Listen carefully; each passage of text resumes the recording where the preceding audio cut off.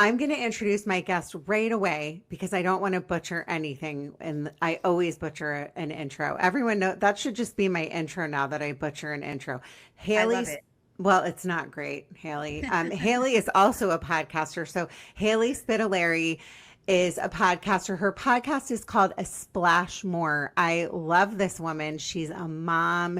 We were just talking about lack of sleep and that her daughter has hand, foot, mouth disease. Oh, Please check out her podcast. It's a newer podcast. She's really in the same lane as me, which is female empowerment, mental health, talking about all the things. And I love how you connect with other women. And I will have any podcaster on that cares about the same things that I do.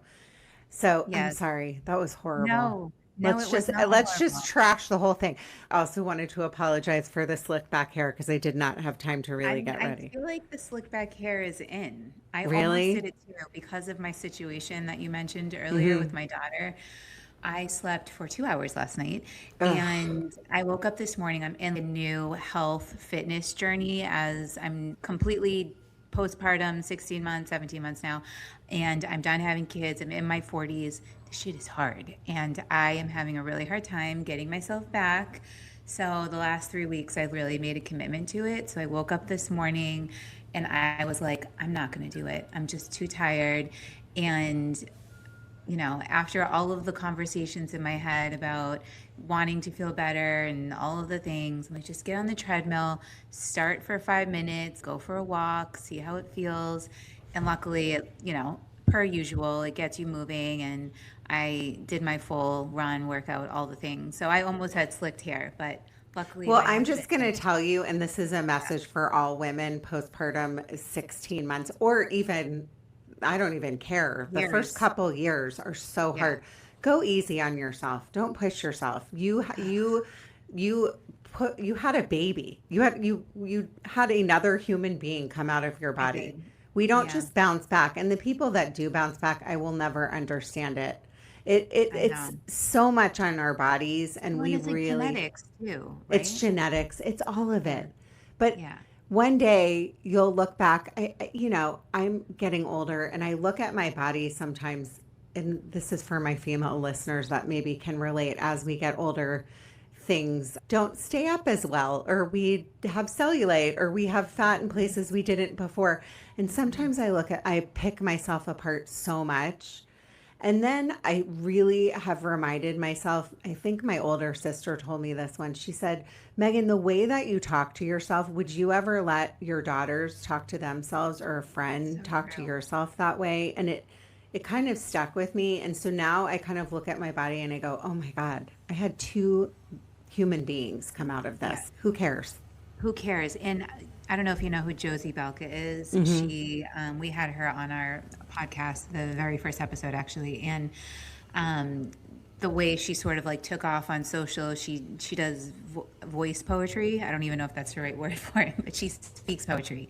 And she talks about in like this piece that made her go viral about how do you remember someone else's body? If somebody walks by you, are you ever going to remember if they were fat or thin or, had long hair or short hair? There's like very few things that we remember about strangers' physical appearance that lasts with you for a long time. So I always think of that too. Your point is a really great point. Definitely would not talk to my daughter the way that I talk to myself sometimes, but also it's the least interesting thing. I know that's sort of a catchphrase, but the least interesting thing about people is their physical appearance. It's so true. Okay, so we're going to get into your story. Yeah. The best thing about Haley and I is we met through my friend Tanya, Hmm. and you know when you meet somebody and you immediately just hit it off and you can talk to that Yes. person, and you just have things in common. So Yes. when I went on your podcast, I mean, we could have done probably a 3 hour long podcast because we had Yes. so much to unpack. So I'm So glad that I have you on mine so we can talk about you, because sometimes the thing I hate, and I don't know if you feel this way about podcasting, is you're somebody's spilling their guts to you and telling you their whole story, but yet if Yeah. you don't know the person, it's just kind of a selfish thing where you're not asked, you know, it's not a two-way thing. So that's why I'm Yeah. grateful to have you on, because I know little bits and pieces of your story, but Yeah. I think we had things in common, and so it's a comma. So if you want to listen to the for her episode, go listen to Haley's episode on a splash more, and then come and listen to Haley's story on mine. With that Yes. being said, I want to find out where you're from. I don't even know that, so tell me where you're I from. Thank you for saying that, first of all, and thank you so much for having me on your podcast. I, absolutely have the same sentiments as you. When we first started talking, I'm like, oh, this woman is amazing. And this is not for the faint of heart. We talked about this, podcasting and having these kinds of conversations. And you are also very good at it, of course. And I look up to you, and I mean that in a businesswoman space, so that you you know what I mean from it. But you are lovely, and thank you so much for having me. And one thing you said, I didn't know you had an older sister, so that's a piece of information that we didn't I talk have about. two. I have I two older know. sisters. Oh, we I didn't did get not into that. You knew I had a know. younger sister because Yes, we I knew talked you had a about more. younger Yeah. sister. In my mind, I was like visualizing you as an only child, I guess. So, we'll have to talk more about that. But Yeah. yes, I am from Boston. I'm from Boston, Massachusetts. And well, everyone will say I'm from Canton, Massachusetts. So I'm right outside of Boston. And that town, I think we very briefly touched on, is sort of getting a lot of exposure right now. I don't know if you know anything about the Karen Reid trial. No. Oh Oh, my goodness. wait, is this the lady that ran somebody over? Well, No. allegedly, Okay, yes, tell me. Tell my listener. I mean, I'm sure my listeners know, but I've kind of they heard bits and definitely, pieces. It was a yes, they cop or definitely something? Yes, it was a Okay. huge, huge scandal. My friend Jenna is going to kill me for talking about this on a podcast because she's been dying to come on a splash more and have a conversation about it because it's the town that we grew up in, and she's in Manhattan Beach too. But Well, um, more of a reason to listen to yours. So yes, go ahead. yes, yes, Just thank you. touch on it because I don't know it. I mean, I've heard on the news. Yes, very briefly. So, a Boston City cop was found dead on another Boston City cop's lawn. And there's a lot of speculation and like story around conspiracy that something happened inside the home that had them, drag the guy's body out and put it on the lawn. But because of all of the affiliations with cops and city cops and the state cops are involved and the town cops are involved, they basically it seems like they set this woman up, and basically the woman is the guy who passed away's girlfriend at the time, and she had dropped him off there the night before, and they had all been out drinking, and she doesn't fully remember every detail of the night, which I think she's taken accountability for, but they basically set her up and said that she hit him intentionally, left him to die in the cold, and she basically for years of her life had to defend herself. She had Alan Jackson as her attorney, who was very famous. I forget which case he was on, but he's a very famous attorney. He defended her, and she ended up getting acquitted. But this town that I'm from is really small, close knit. It's the same town that my brother purchased the substance that I'm sure we'll get into a little bit later. It's just a town. I always get scared talking about it because my inner middle school child comes out, and I'm like, what are people going to say? They're going to know what my feelings are on it, but whatever, I don't care. It's a town that breeds people who think that they're better than other people. And it's just a feeling I have. They are very, in their minds, big fish in a small pond, if you know that saying. Yeah. And as I grew out of it, I moved to New York City, lived my life, and lived in much bigger ponds than the town of Canton. And I don't mean to sound elitist or like I'm better than anybody, because that would be hypocritical to what I just said. It's just you have a different lens looking at these really small towns and the kinds of things that can happen and how intertwined everybody is. Like the state trooper that is getting hammered. They just released some of his text messages. It's so bad. I can't even say it out loud. Just go look it I'm up gonna yourself. go down because I am intrigued by this kind of stuff. I just find it sad, but I mean, I didn't grow up in a small town. I grew up in Potomac, Maryland, which is, Yeah, it's DC. It's kind of like how LA is, where you say, oh, I'm from LA. I say I'm from DC, but I'm from yeah, Maryland. But yeah, everybody's kind of in each other's business. And I get yeah, what you're saying. I never felt when I was growing up, everyone was, affluent and had Volvos yeah. and I always just wanted to be around. I wanted to move to New York and I wanted to be an actress and I wanted to be around people. I wanted to meet new people and I never really felt like myself from Yes, no, me either. now that I'm gone, I'm very nostalgic for it and my childhood best friends are still my best friends, but I don't know. I can relate to what you're saying, and I don't think that you're being elitist. I think that that's something we just have in us where we just felt like there's something else out there for us. Yes, and I Hmm. think if you think about what has unfolded with this case, you definitely Hmm. have to look in it. It's so crazy. So we don't Um, know if she's guilty or not. Didn't she get no, off? she got off. Okay. She was acquitted. So the first was a hung jury, Uh huh. and then the second case, because they retried it, she got acquitted. So she's innocent as proven by the court, and I think it was actually I don't want to misquote it. Maybe she got a hung jury again, and so the case was just dismissed. I don't recall, so I So don't want to you speak. don't think she's guilty? No, Okay. I So don't. listeners, go Knowing what look I into know, this. And by the yes. way, why whenever we're together, we go off on like tangents. When I went on on your podcast, it was this whole podcast about, okay, we're going to talk about each other's lives and all the things that I Yeah, always talk about, just like you talk about, deep things. And then all of a yes. sudden we took a skosh of a turn and went into Summer Summer House House. with So last night. I haven't No, it's watched it. I true. haven't watched it. Okay, I'm not Listeners, gonna. Summer House is one of my favorite shows, and for me, Yeah, it's just an escape because life is gets so heavy that I like to watch reality TV, it's which I true. know is not great for our brains. Okay, so growing up, it seemed you tell me this. You had a pretty happy childhood. Tell me about your childhood. I know that you Yeah. had a brother. Tell me about growing up, what that was like for you.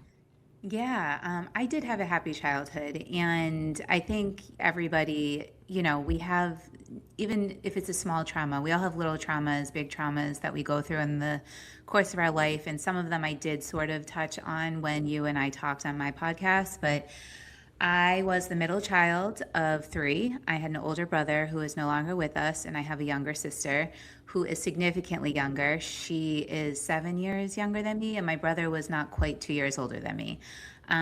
We grew up in a very big Italian family, very big. I had 9 cousins on my dad's side, and a few cousins on my mom's side.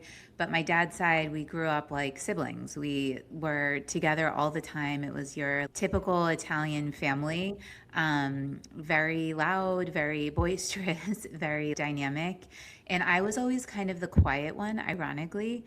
I actually had my youngest cousin on my podcast, the episode before your episode, and we talked a little bit about this, just like age, birth order, and all of the things, and the roles that we play in our families. And I was just sort of always quiet, kept to myself, more observant. That's something that I used to get pinged for all the time. My mom's friends used to say that I would sit in the corner and just look at everybody, and I was just absorbing everything. Um, my sister, we talked about pretty much in depth on my podcast, but I'll just tell you briefly here. She had a stroke when she was born, which led to some learning disabilities, and she had epilepsy and a couple of other little things. But I like to say she's happy and thriving now. She's married, she has a daughter. Obviously, she still has some struggles, but as a kid, it was very difficult because I was the older sister and I was sort of an old soul, and I had fears around something happening to her, and I sort of developed this story that it was my responsibility if something happened to her.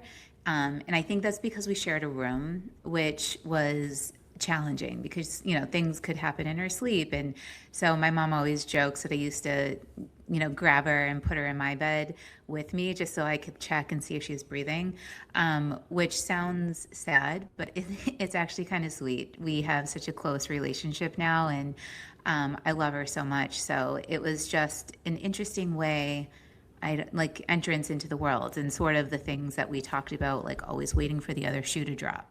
And the 7-year difference too, because we talked about this. My sister's 7 years older than me. Is there's a bond, right, where you feel like you have to be the caretaker. So you almost are a live-in babysitter too, probably. So you felt a lot of that responsibility, and the family dynamic too, because I'm from a large Irish and Italian family, loud, Yes. Catholic. Yep. Yeah.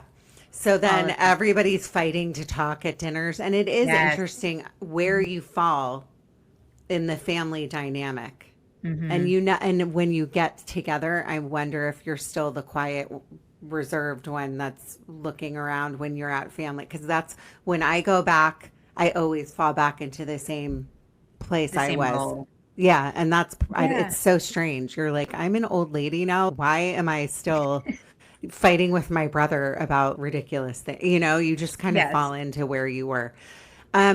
So just being the caretaker to your sister, tell me about your brother, because we didn't really get into your brother. I know that he had addiction issues. When did that start for him?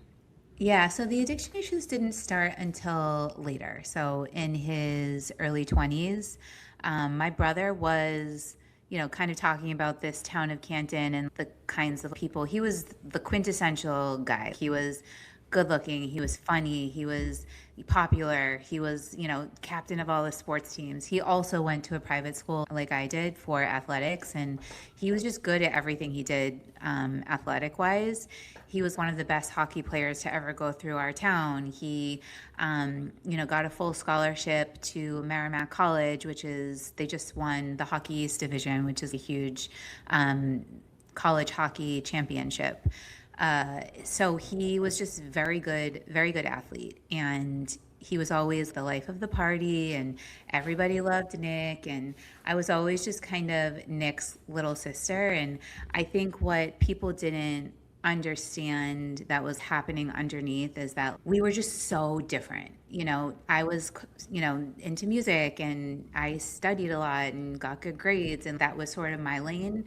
I was definitely popular. I was friends with all those girls and did all of the things, but I was always kind of the nerdy one. I never drank in high school. I have never to this day tried a drug in my life. I've never smoked a cigarette. And I say that to say that I was the one that kind of stayed straight and narrow. I didn't ever do anything like that, mostly out of fear. I was, just was afraid of what could happen. And it's just not my nature to do it. Whereas my brother lived life on the edge. He was, jumping off of roofs into pools, and he would try anything. And I think it was sort of this persona that he, had to carry on because of just who he was as a person. So growing up with him was a challenge because, my parents, this is going to sound like the very basic middle child syndrome thing to say, but my brother was sort of this big star, and everybody knew who Nick was. He would have, hockey jerseys raised up on walls and, get awards and be in the newspaper and do all these things. And then you'd have my sister who needed a lot of special attention as a child and whatnot. My parents and I have really broken this down so much over the course of my life that I do feel like I've sort of moved beyond it. Because I got lost in the shuffle. There was a lot of, I was getting a lot of achievements and doing well in school. I was president of my school. I was, doing all kinds of volunteer work. And I was an athlete too. I was captain of the swim team. But none of those things were ever as big as what my brother was doing. So it just felt as a kid, that part of my life, I did get sort of lost in the shuffle. That's hard. That's a hard, I think there's a lot of people that can relate to that. That it's almost like no matter what you do, because I'm the middle child too. I'm technically one of five because I lost a sibling, but one of four. And, in my family, I was the artistic one, and my siblings were all athletes. But I do think I've talked to many people that have grown up kind of feeling like they're living in the shadows. No matter what they do, it's never. Yes. And then you bring that into your adulthood just naturally because it's where you fall in line, right? Yes, no, for sure. I think where I see it as an adult is just nothing is enough. I'm just always overachieving. I'm always trying to be better, not than other people, but than myself. And it's never, okay, I can just sort of settle into this, whatever it is in that moment. So I've definitely seen that. And then just all of the stuff with, my sister and what we haven't fully gotten into yet, my brother's passing, is just this waiting for the other shoe to drop. And that's something that we did talk a little bit about. I was so worried about my sister through my entire childhood. And then I was just so worried about my brother through my early 20s into, even to this day, I still worry about him, even though he's not here. So it was just a lot of early childhood worrying about one, later, young adulthood into current adulthood, worrying about the other.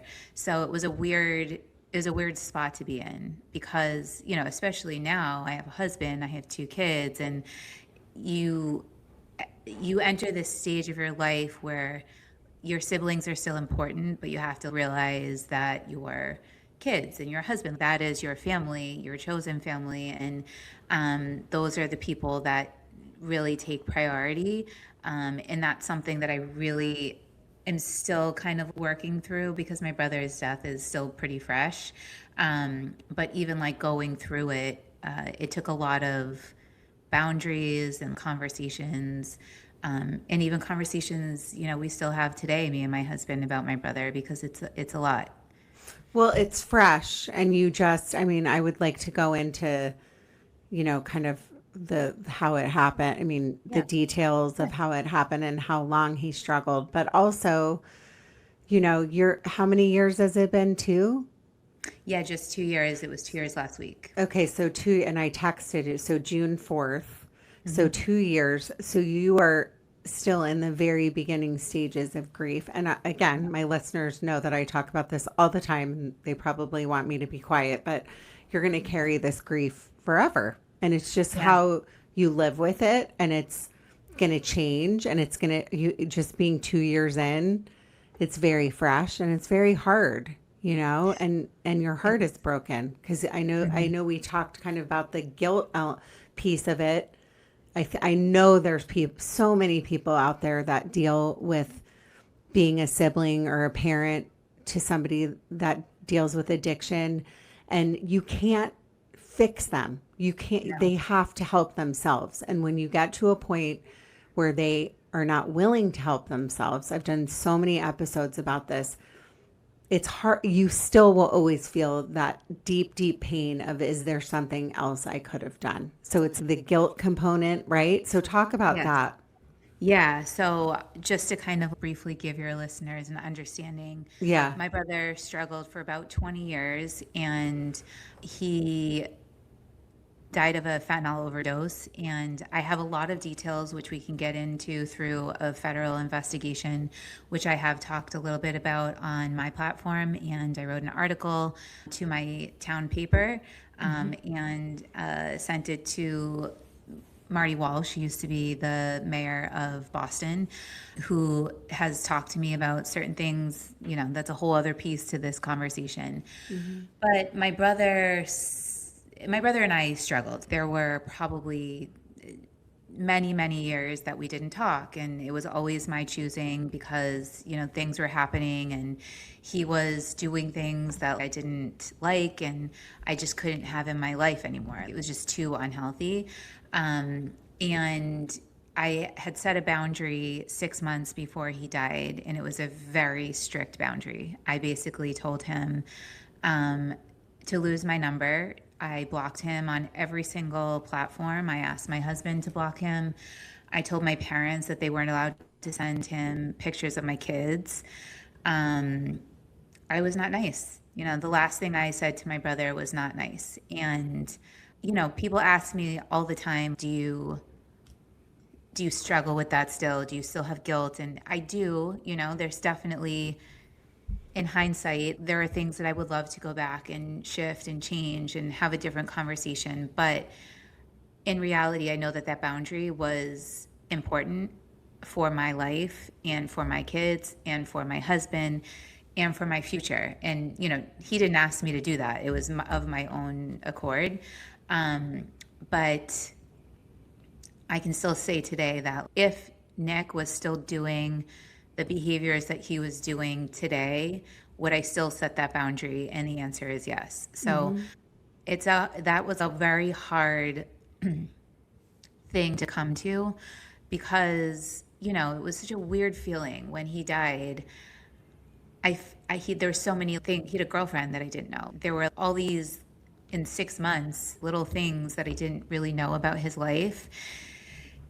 But I was also the one that probably knew him better than anybody. And I was still the one that he gave me a gift after he died, in that, you know, we were going through all of his stuff, and we found paperwork from a job that he had acquired well after we had stopped talking.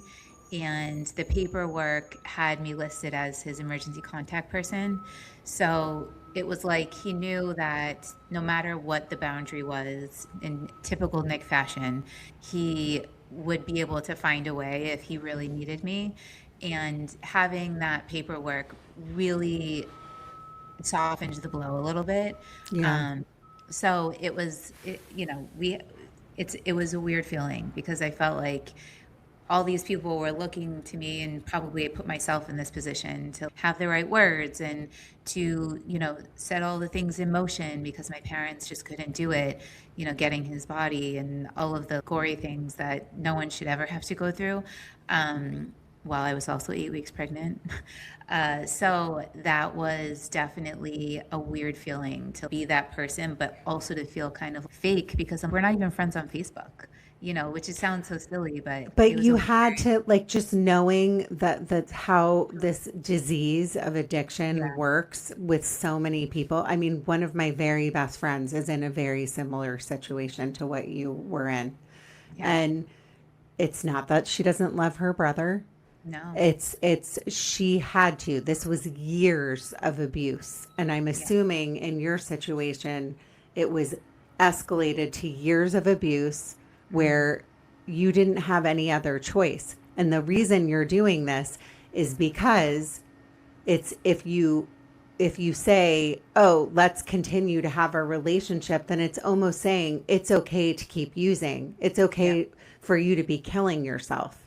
Yep. And the pain, the agony that people deal with that are, you know, parents of addicts or siblings. I did an episode with a woman that's brother was so sick. He was homeless. He was living in Venice, and he also was bipolar. He had all different kinds of issues too, but she would go down to Venice and try and sell his things to keep him safe, because there's a gang mentality in the homeless population where she was just doing anything she could to keep her brother alive. And his story, actually, Ryan, um, he made it out the other side. She somehow got him help, and but the percentage of people, Haley, I'm sure you know this, that go through this is massive, especially in the United States, because we have such an issue with our government not doing anything to help with the mental health and addiction crisis, and especially with fentanyl. The people choose these drugs over everything else. They would rather live in a tent and go to the bathroom in a tent and be homeless than give up their drugs. So that says something, It right? does. It does. Yeah. And, the weird thing about my brother was that at the time of his death, he was, I know that he was struggling because I had his phone and all of the things, and we had launched a federal investigation. So I was able to, it's like a blessing and a curse. I have a lot of information that most people wouldn't have in this situation that I'm grateful for, because I sort of like know what happened, how it happened, the general sense of what he was feeling and going through. But it's also too much information sometimes, because I can replay things in my head. But Nick was sort of doing okay. He had a job, and there were years where he wasn't. There were years where he was, didn't have a stable home, and things. He had some time in jail and stuff like that. That I try to be respectful to my parents, because I don't want to, like, Nick was who he was. He was all of the amazing things that I've talked about, but he was also this. And when I had a conversation with my parents, I just said he was never able to tell his truth, because it was so hard for people to understand that he could be Nick Camerata and also be this. And it's crazy talking to some of his friends now, and they're like, well, Nick wasn't, you just had a very different story, right? You didn't know him. Yeah. You didn't know him the same way. Was he functioning? So he was dealing with this addiction issue for how many years? 20, I want to say 20. So Wow. yeah, it was about 22, 23 when it started, and he was 44 when he died. So it was many years. And, at the time of his death, we know that he wasn't using all the time. It was, I think he definitely was redabbling the last 6 months, which is why I had to make that boundary, because I knew. Yeah. I was always the one in his life that was like, you can't fool me. I know when stuff is not right. And he could fool a lot of people because he was very charismatic and all of the things, but he just couldn't fool me. So he was probably dabbling a little bit the last 6 months, but he wasn't heavy active using the way he had been maybe in previous years. So yeah, he had a job. He was working. He, was definitely struggling with his mental health and just being disappointed in himself for getting to where he had gotten in his life and expecting to be further along and all of the things. And I think some of those feelings, got him into trouble, and he didn't want to die. I know that for sure. And it was just one bad, I don't even know what they call it, one bad Yeah. One news, bad. like, So it was a bad pill, right? I'm assuming it was a oh, pill, I or mean, was it was not a pill, but I don't know, actually. I don't know that smoking part of it or it. something. Yeah. Yeah. It was astronomical. The level was astronomical. So yeah, he didn't know what he was taking. And that's the problem with fentanyl, is that you Hmm. don't know. It's completely uncontrolled. And this is the hardest thing, is that one of his childhood best friends is the person who got him the drug. And that has been a really difficult thing to work through.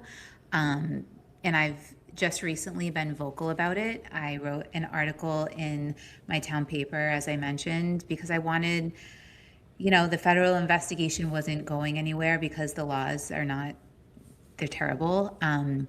But it was something that I wanted, people to know, that this is in your town. This is literally in your town. It's Um, everywhere. It's everywhere. everywhere. If It's you if you everywhere. don't, There's an yeah, organization called Emily's Hope. It's a yeah, lady that I become friends with that was on my Angela Kanecki, and she was on my podcast years ago. She lost her daughter Emily to fentanyl overdose. And the her goal is to get Narcan, and it should be everywhere. It should be in yeah, schools. It should be because absolutely. this crisis is I don't know the Exactly. numbers, the latest statistics, but it's still a crisis and it's killing people. I don't care how much if you're rich, you're poor, It does everybody not matter. it It does does not not matter. matter. It does not. And it's the scariest part. You're a mom, I'm a mom.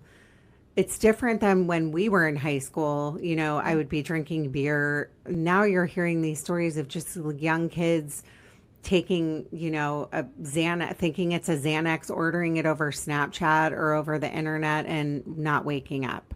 Yep. And so that's what nobody wants to die that way, you know, and No, that's the no, worst part.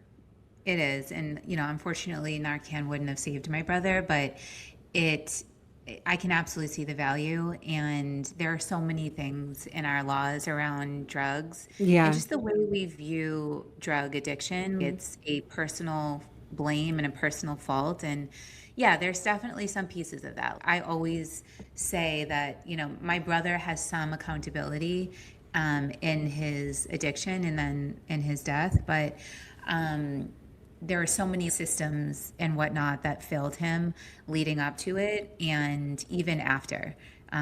So many systems. So it's been something that I've been passionate about working towards, in my spare time, trying to update laws. There are very few states that don't have a law that includes holding the person accountable, that actually sold the drug, like a law that states that. Massachusetts is one of them that does not. And it's super weird because Massachusetts is probably one of the highest death rates for substances. I'm not going to pretend to know all of the details. So it was just super wild to me. And then there was this jurisdiction issue because he bought the drug in Canton, Massachusetts, and then he died in New Hampshire. So who got jurisdiction over it was just wild. So that stuff shouldn't matter, right? If, No, and you bring up a good point because it's been in the news recently with Matthew Perry. You yeah, know, I mean, the part of addiction that's so sad is, yes, somebody becomes addicted to alcohol or drugs, and it's part of their daily habit or their daily yeah, use, and then but it's a disease. It's truly a yes. disease. There's scientific research behind it. It's a Yeah, they disease. get sick if there's a certain Yeah, like journey, part of my brother's journey where not this part of it, but there was a certain part where he would get physically ill if he didn't yeah, have the thing that he was addicted to at the time. Um, and my brother's story is an age-old story. It is athlete gets injured, gets put on OxyContin for whatever, that OxyContin use gets turned into recreational use because it felt good and all the things. And then OxyContin becomes too expensive. And so they go to another opioid like heroin, and heroin is now fentanyl. It's like, it's not anything unique. yeah, Unfortunately, my brother's story is not unique. There are so many athletes that have the same journey. Not all of them die, which sounds very, deep and dramatic, but it's true. And I'm just a straight to the point kind of person. Not all of them die. My brother did. And that sucks, right? You have those moments where you're like, why not somebody else, right? And then I feel yeah. bad because I don't want it to happen to someone else's family either, knowing what this feels like. But it's just in the cards. We talk a lot about faith and whatnot on the episode you were on with me. And I just have to believe that, his soul wasn't meant to be here on earth. And wherever he is now, he's living it up and he's peaceful and he's rested and all the things that he wasn't on earth. Well, we did talk about signs, and I wasn't Yeah. allowed to ask you because No. I'm huge on signs. But and again, I it breaks my heart that because it's a problem that could be fixed.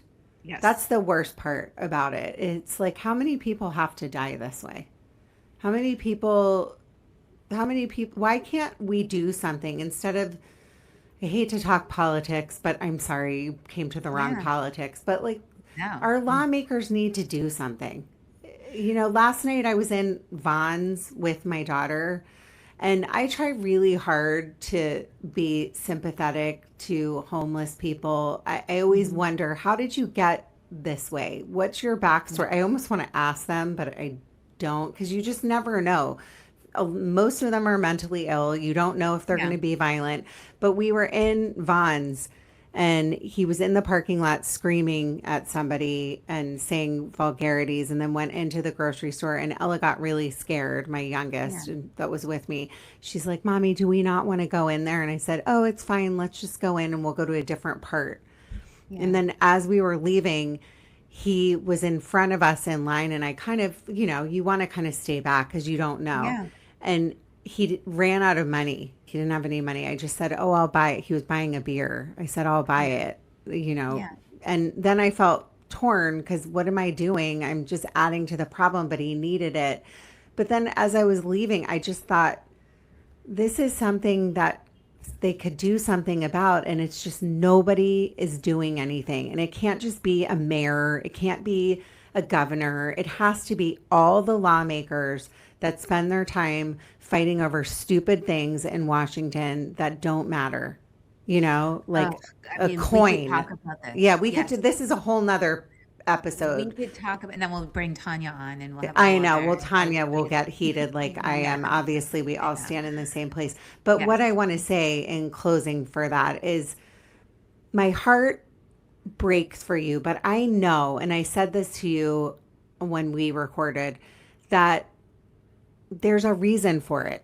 We don't know what it is while we're here. It sucks, but maybe your reason is all the things that you're doing, like starting this Yeah. podcast, trying to get Yeah. laws passed, and Yes. No, I knowing agree. that he's with you going, you know what, Haley, you're pretty awesome. I messed up this one last time, but I'm still with you. And one day we're going to be together again. Yeah, I mean, you're gonna make me cry, but yes, No, I that mean, is. I know we talk about crying all the time, but yeah. it's that is something that I do feel. I forget which conversation I was in, but I can always feel when my brother enters the chat. There is definitely this feeling of like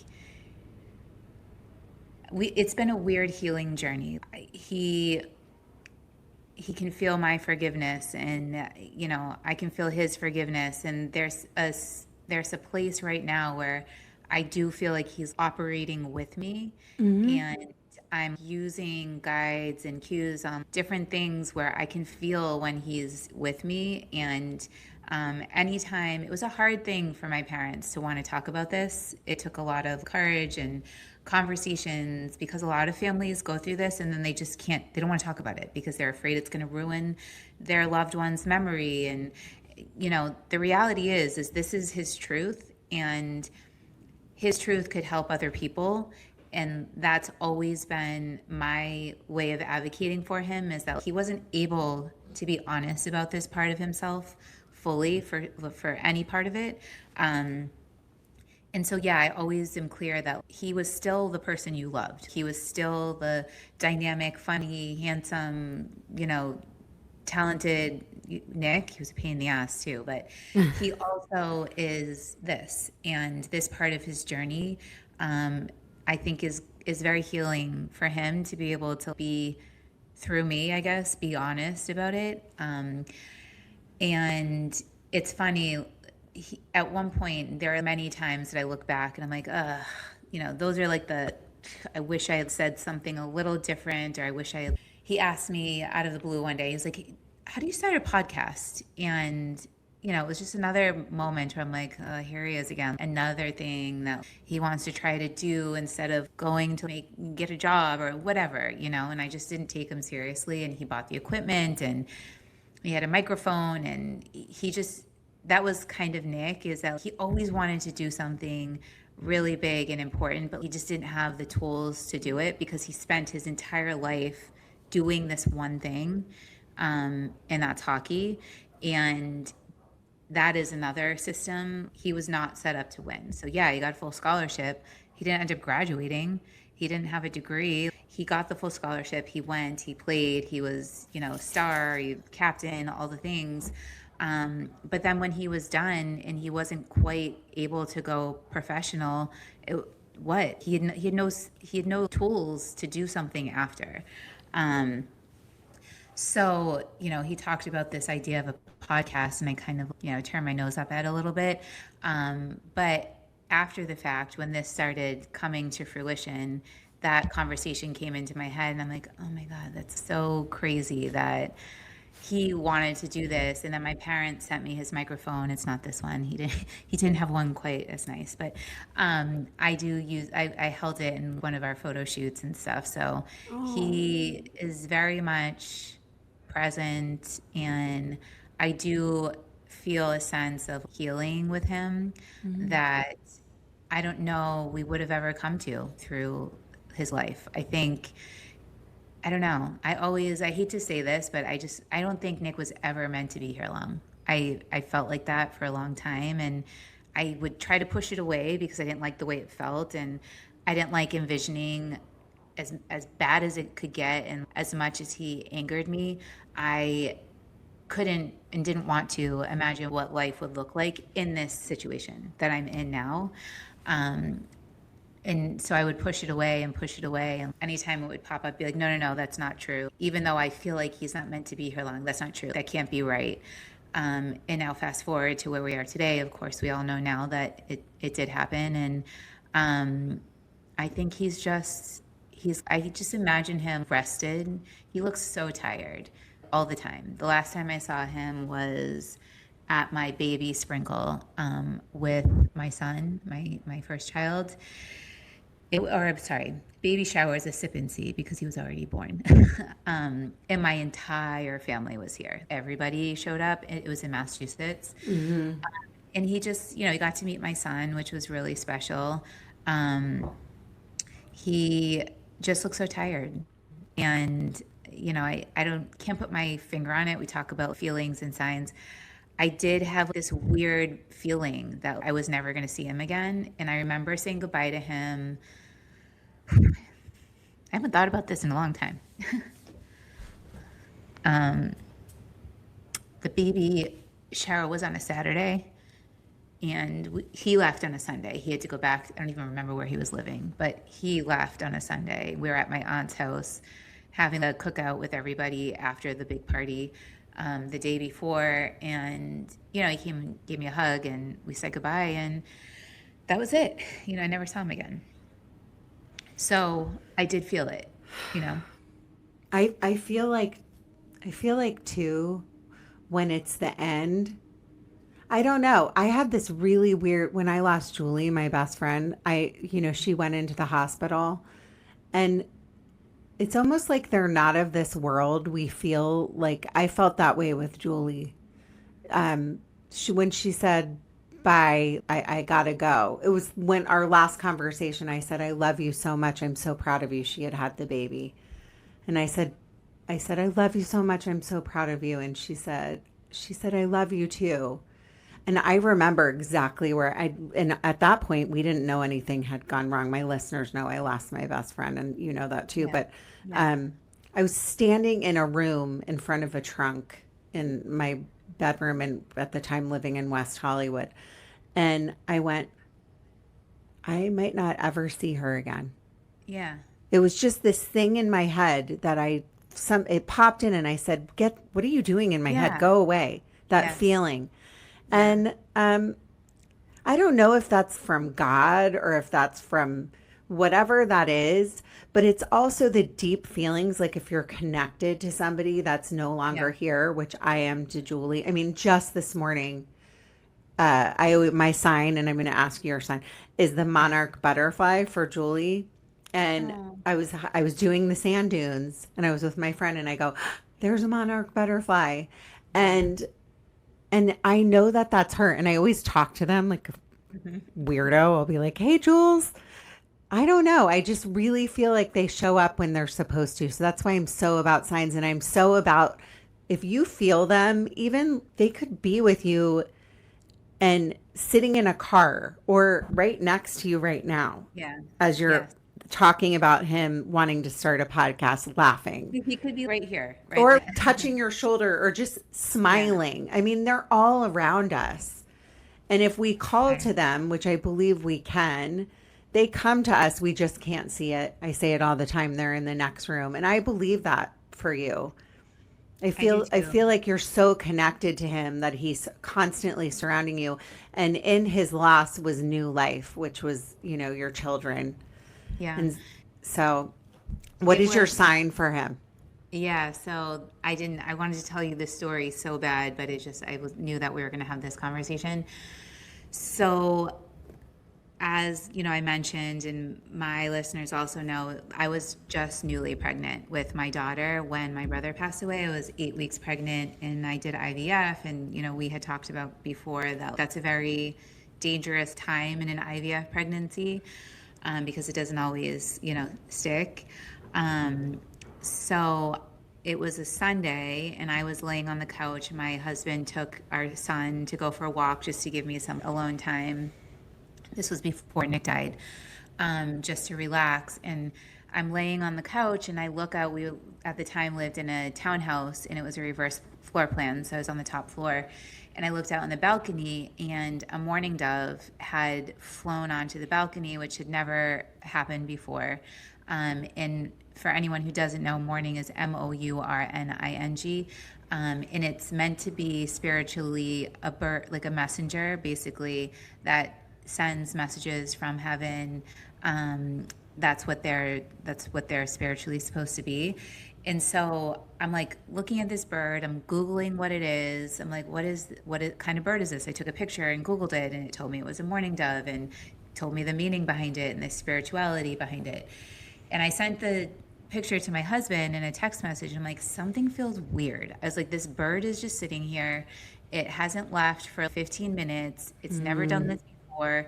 Um, and that was Sunday, and my brother died on Tuesday. So that was 2 days after my brother died. And I think the day after, the same bird came back and did the same thing. I don't know if it was the same exact bird, but it was a mourning dove. It just sat on the balcony. Is this here in our area? Yes, in California. That's And crazy. I've never even seen a mourning dove. no, it was Wow. really bizarre. So there's something in birds. I don't know if it's necessarily a mourning dove. And now, if he's listening to me or can hear me, he's going to be like, oh, is that why you like this bird that comes into our garage? So we have a gym in our garage, and this bird keeps getting very bold and will come into the garage and hop around and tweet and make a lot of noises. And I'm like, Yeah. is that my brother? Like, is that my No, brother doing that? they come, and I They do. mean, they come. Birds are very, very common signs. I've never heard a Yeah. mourning dove. I talk about Yeah. signs all the time. Yeah. That's a beautiful sign. And also the Yeah. fact that but you also had the loss, right, of the pregnancy. No, that one, not that one. Not Thank that God. one. Okay, because Not that's that what I was one. thinking. Okay. No, no, no. So Nope, that was, thankfully but that's beautiful. That's a sign I that, heard, go yeah, I ahead. heard my daughter's heartbeat the day after my brother died. I had to Yeah. go to the doctors. So I had transferred an embryo before Callie, my daughter, and that transfer did not take. Um, and now looking back, I can sort of see the timeline because it was a month before. That was in April. I transferred Callie, who's my daughter now, in May. Um, my brother died in June. And so June 4th is when he died, and June 5th was my appointment to go see if the pregnancy took and to hear her heartbeat. And I just remember going into that doctor's office and just being, I don't, they were so sweet and handled everything with care, but I was just a disaster, of course. And we heard her heartbeat. So it was really, again, I've had a couple of different guests on where this has been a prevalent conversation, and just the dichotomy of, I don't even know if that's the right word, but it sounds right. It's such a big word. I'm so impressed by Is you. that right? Thank you. Of feeling that kind of grief and that kind of joy in the same moment was bizarre, super bizarre. No, I But think it's absolutely beautiful. And I think that that's his way of just like all the signs of spirit, God, whatever you believe, that yeah, that we're here for such a short time. And it's I true. talk about this all the time. And when you go through a loss too of a baby, it's that pain is it's so hard. I've gone through it. I understand it. And the fertility stuff I've gone through, it's hard. It's really, really Yeah. hard. And so I just find it a full circle moment that I know that he's with you. I just know Yeah. it. I know it. I think And so. I think that the people that have gone through loss like we have, Hmm. we're empathetic people. We understand, we relate to people that are dealing with the pain that other people can't see. Yeah. And for my listeners out there, I'm sure there's a lot of you that can relate to these stories. um, I just continue to tell you, especially also during Men's Mental Health Awareness Month, which is right Yeah. now, it's kind of Yeah. fitting because there's a lot of men out there that are dealing with addiction and don't want to get help and don't want to talk about their issues. And so it's, it kind of falls in line with you coming on today. There's listeners, there's always hope, there's always Yes. help. And if you are dealing with addiction or you are a sibling or a parent, reach out to Hayley, Yes. or connect with Hayley, because I think that sharing stories is why I do this every week, because I love the fact that we can all help each other. And we Yes. live in such a tumultuous world right now that we have to find ways to connect. Otherwise, Yeah. we're all going to spiral out. I mean, I find myself every morning waking up upset. And when I get to go walk those sand dunes and turn purple, and I have the ability to have legs and still be able Yeah. to exercise. And then I Yeah. get to sit with you, Hayley, and talk about Mhm. something that's so important, which is connection and life and living your life and helping each other. That's what it's about. So Yes. honestly, I can't thank you enough for coming on. I hope that you continue to know that what you're I always get emotional then, that what you're doing truly, truly matters and you're good at it. You're Mm. good at what you're doing. So Thank you. continue on the path of the podcasting and continue to ask for help if you need it, and continue to make your brother proud because he is proud of you. I know that. I don't know Yeah. how I know it, but I just know it. And I'm not a You can psychic, feel it. everyone, so don't ask me. But I Well, you just can know feel it. it. You Yeah, can I feel it. just feel Well, it. thank you so much for saying that, and obviously for having me on and just becoming a friend, confidant, all the things.